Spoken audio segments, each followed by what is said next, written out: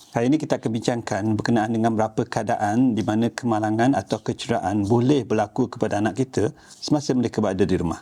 Let's find out.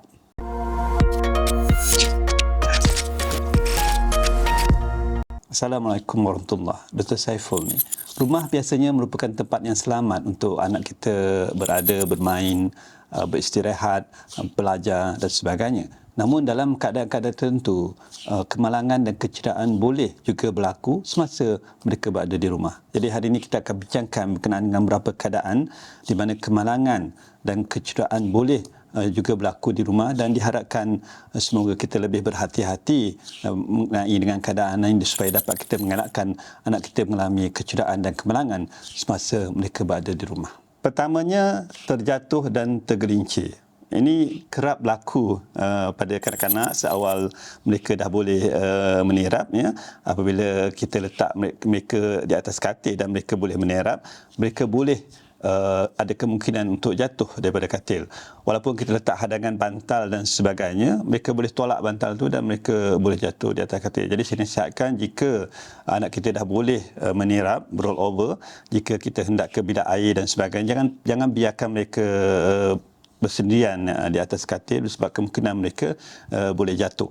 Begitu juga dengan kanak-kanak yang lebih besar sedikit, mereka boleh memanjat atas kerusi, atas sofa dan sebagainya. Pastikan kita pantau mereka supaya mereka tidak terjatuh. Lagi satu, jika kanak-kanak yang boleh berdiri, berlari, berjalan sebagainya, kemungkinan untuk mereka tergelincir pada permukaan yang licin seperti di bilik air, di dapur dan sebagainya, di mana kita telah mop masih licin, mereka boleh berlari dan boleh terjatuh. Ya. Pastikan keadaan ini kita pantau supaya mereka tidak mengalami kemalangan dan kecederaan sedemikian. Keduanya, tercekik. Ya. Pada kanak-kanak yang belum boleh betul-betul mengunyah, ya, jika kita memberi mereka sama ada buah yang besar seperti buah rambutan besar, ya, even anggur pun yang agak besar, mereka boleh tercekik jika kita bagi seketul macam tu. Begitu juga dengan kuih muih yang agak keras besar seperti buah Melaka, ya, sebiji macam tu, walaupun dia lembut, jika mereka tidak pandai untuk mengunyah, mereka boleh tercekik, dan ini boleh menyebabkan bahaya apabila saluran pernafasan mereka tersekat. Dan kita kena pastikan kita tidak memberi benda-benda ini kepada mereka. Itu juga dengan mainan, ya, mainan yang boleh menyebabkan tercekik, Lego ke atau guli kita bagi mereka, mereka boleh masukkan dalam mulut. Contohnya pada kanak-kanak yang 3 tahun ke bawah, apabila mereka suka masukkan mainan ke dalam mulut mereka. Begitu juga dengan manisan atau gula-gula yang mereka tidak boleh nak kunyah dan mereka menelan macam tu, menyebabkan mereka boleh tercekik. Ketiganya, tertikam atau terluka, terhiris, ya. Ini berlaku apabila mereka bermain dengan benda-benda yang tajam seperti pisau, gunting, even lidi, sate contohnya yang tajam tu. Pastikan mereka tidak bermain dengan benda-benda tersebut, atau pastikan contohnya kalau makan sate, jangan bagi mereka menggunakan lidi yang tajam itu, ya. Pastikan mereka tidak expose, terdedah kepada benda-benda macam tu, terutama pada kanak-kanak yang kecil, mereka tidak tahu, ya, benda-benda macam tu bahaya. Begitu juga dengan alat perkakas tulisan seperti pensel, pen yang tajam tu. Pada mereka kanak-kanak yang 3 tahun ke bawah yang tidak mengerti akan fungsi benda tu atau macam mana nak pegang betul, dia bermain-main dekat mulut, dekat hidung, dan kadang-kadang boleh tercucur, ya. Jadi pastikan kita simpan benda tu pada tempat-tempat yang sesuai supaya mereka tidak mudah untuk mencapai dan bermain benda-benda tersebut. Yang keempat adalah tersepit, ya. Mereka boleh tersepit tangan atau kaki pada pintu yang tiba-tiba tertutup atau disebabkan oleh angin menyebabkan pintu tertutup, atau ada adik-beradik lain yang menutup itu pintu secara kuat, ya. Jadi pastikan anak kita tidak berada di situ, dan kadang-kadang mereka boleh tersepit tangan mereka. Begitu juga dengan apabila kita membuka menutup pintu kenderaan, mereka juga boleh tersepit pada pintu tersebut, ya. Pastikan kita berhati-hati. Begitu juga dengan benda lain seperti kipas, ya, mereka kadang-kadang boleh masukkan tangan dalam kipas, menyebabkan tangan mereka tersepit di antara sofa dan sebagainya. So benda-benda ini kita kena hati-hati supaya mereka tidak mengalami kecederaan sedemikian. Kelima adalah berkenaan dengan tersedak. Ya. Biasanya adalah tersedak susu. Risiko ini lebih tinggi untuk berlaku apabila kita memberi susu itu tanpa kita pantau. Contohnya kita letak dalam buaian dan kita letak je susu pada mereka dan kita biarkan macam tu. Jadi dalam buaian mereka tidak boleh untuk bergerak lebih bebas ke kiri ke kanan. Jadi apabila mereka tersedak, mereka senang untuk mendapat aspirasi atau aspiration ke dalam paru mereka. Jadi secara amnya memang kita tidak menggalakkan penggunaan buaian, sama ada buaian henjut, buaian spring tu atau buaian hayun tu kepada kanak-kanak atau bayi, kerana terdapat juga beberapa kes dengan penggunaan buaian tersebut boleh berlaku tersedak susu, boleh juga berlaku anak kita jatuh dari buaian dan juga boleh berlaku anak kita terbelit leher mereka apabila mereka cuba untuk keluar. Jadi secara amnya buaian kita tidak galakkan untuk bayi dan kanak-kanak. Yang keenam adalah terbakar. Ya. Mereka boleh kulit mereka boleh terkena air panas. Ya.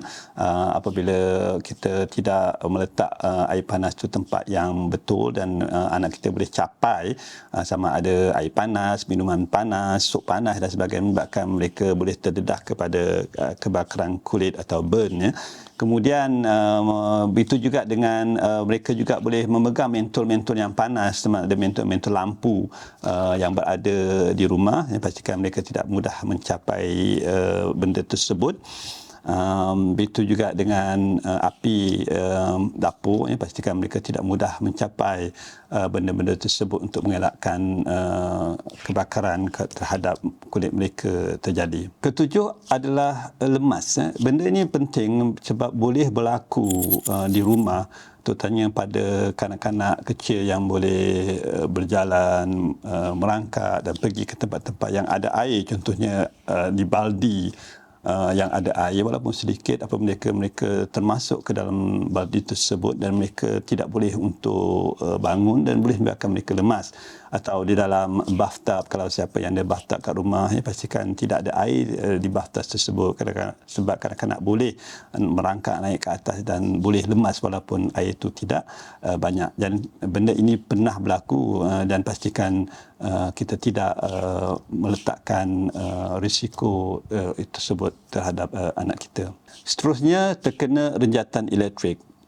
Pastikan barang-barang elektrik tidak mudah dicapai oleh mereka.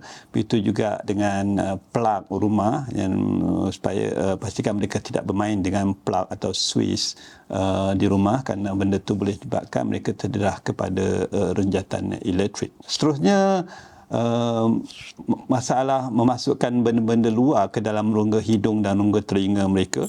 Bagi kanak-kanak yang 3 tahun ke bawah ni, mereka suka memasukkan benda-benda yang tak sepatutnya itu ke dalam rongga hidung dan rongga mereka, rongga telinga mereka. Pastikan mereka tidak bermain benda-benda kecil tersebut, contohnya manik, putik kapas, kacang-kacang, supaya mereka tidak masukkan benda-benda tersebut ke dalam rongga hidung atau rongga telinga mereka. Jika benda itu termasuk dalam rongga hidung terutamanya, boleh menyebabkan mereka susah untuk bernafas dan juga boleh menyebabkan jangkitan apabila benda itu telah lama berada dalam rongga hidung mereka. Seterusnya, termakan ubat-ubat yang tak sepatutnya mereka makan. Ya. Pastikan ubat-ubatan, sama ada ubat-ubatan mereka atau ubat-ubatan kita, berada di tempat yang sesuai dan tidak mudah dicapai oleh mereka. Sebab kadang-kadang mereka nampak benda tu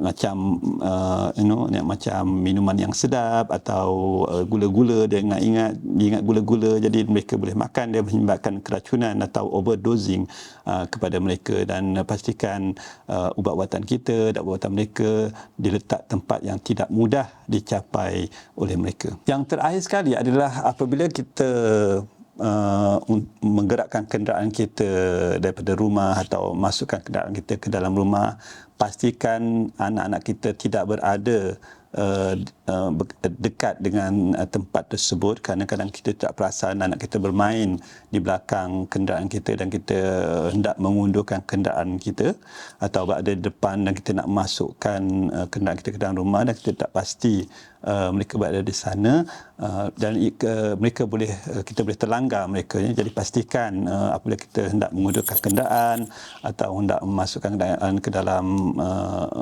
perkarangan rumah, ya, pastikan mereka tidak berada di sana. Dan macam saya cakap, kadang-kadang kalaupun tak ada mereka berada di sana, kadang-kadang ada kucing peliharaan kita, semiau tu kadang berada di bawah kenderaan kita. Jadi apa yang kita boleh buat apabila kita menghidupkan kenderaan kita, jangan terus kita gerak kenderaan kita, mengundurkan kenderaan kita. Jadi kita kena biar dulu untuk berapa saat atau 1-2 minit dan pastikan everything is clear sebelum kita mengundurkan kenderaan kita. Jadi setakat itu sajalah beberapa keadaan di mana kemalangan dan kecederaan boleh, ya, berlaku kepada anak kita semasa mereka berada di rumah, dan diharapkan dengan pencerahan dengan beberapa keadaan kita lebih berhati-hati semasa mereka berada di rumah untuk mengelakkan supaya kemalangan dan kecederaan yang berlaku. Seperti yang pepatah mengatakan, malang tidak berbau, ya. Jadi kadang-kadang kita tidak pasti, tidak jangka kemalangan atau kecederaan boleh berlaku. Jadi setakat itu sajalah untuk hari ini. Happy parenting. Take care. I'll see you in the next video.